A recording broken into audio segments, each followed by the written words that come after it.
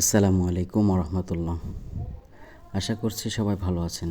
স্ক্রিনে যে মানুষটাকে দেখতে পাচ্ছেন, মানুষটা হচ্ছে আপনাদের সকলেরই পরিচিত মুখ, মরহুম মঞ্জু ভাই।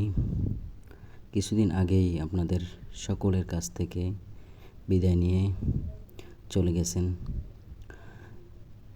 দেখতেই পাচ্ছেন, এটা হচ্ছে যে ওই ব্রিজ, যেই কাঠের ব্রিজ থেকে তিনি নিচে পড়ে গিয়েছিলেন।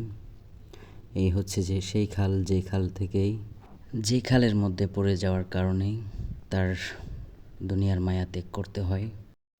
সেখানে গিয়ে মানুষদের থেকে যে বিষয়টি জানতে পারলাম যে উনি হচ্ছে বিদেশে ছিলেন, বিদেশ থেকে আসছেন।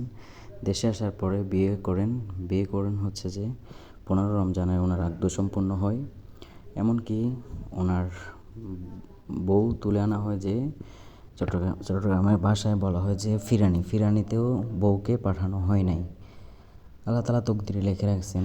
ঘটনাটি হচ্ছে যে উনি কোথাও খেলা দেখতে গেছিলেন, সেখান থেকে বাসায় ফেরার পথে ব্রিজটি অতিক্রম করতেছিলেন। শেষ প্রান্তে গিয়ে তিনি দেখতে পান যে বিশাল আকৃতির দানবের মতো একটা মানুষ তার সামনে। তো তখনই তিনি ব্রেক করার পরেই এই ঘটনাটি ঘটে।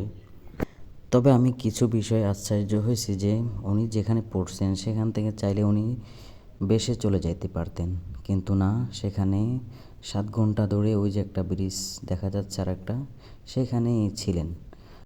এত খোঁজাখুঁজি করা সত্ত্বেও, মানুষ যেভাবে মাছ ধরে সেভাবে খোঁজাখুঁজি করা সত্ত্বেও তাকে পাওয়া যায়নি। পরবর্তীতে যদিও তাকে ওইখানে ওই ব্রিজটার পাশেই পাওয়া যায়।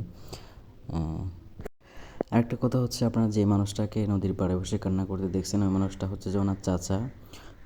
ওই মানুষটাই ওনাকে বড় করছেন, পড়াশোনা করেছেন, সব কিছুই ওই মানুষটাই করছেন, যতটুকু শুনতে পারলাম। আসলে একটা কথা আছে না যে তকদিরে যেটা লেখা থাকে সেটা হবেই, ঠিক আছে? তো মানুষটার জন্য দোয়া করবেন। আল্লাহ তাআলা তাকে যেন জান্নাতের উচ্চ মাকাম দান করেন, তাকে যেন, তার পরিবারকে যেন সবর করার তৌফিক দান করেন, সবাইকে ধৈর্য ধরে থাকার জন্য তৌফিক দান করেন, এবং এই মানুষটার জন্য সবাই বিশেষ করে দোয়া করবেন। আল্লাহ তাআলা যেন তাকে জান্নাতের উচ্চ মাকাম দান করেন।